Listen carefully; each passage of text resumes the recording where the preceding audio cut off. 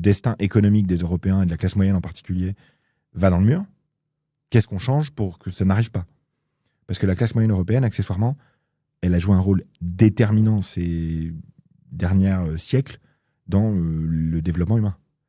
Et moi, j'y tiens beaucoup à cette classe moyenne européenne parce que j'en viens, en fait.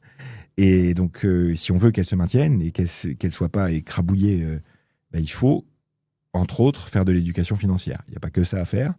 Il y a aussi une réforme de l'État à mener. Il y a plein de choses à faire. Mais il y a aussi ça à faire. Et l'école ne peut pas le faire. Ils n'en ont pas les moyens humains, techniques à l'heure actuelle. En tout cas, c'est ce qu'ils disent.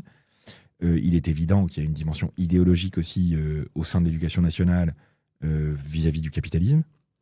Ce qui est aussi le cas dans la sphère médiatique, c'est une évidence.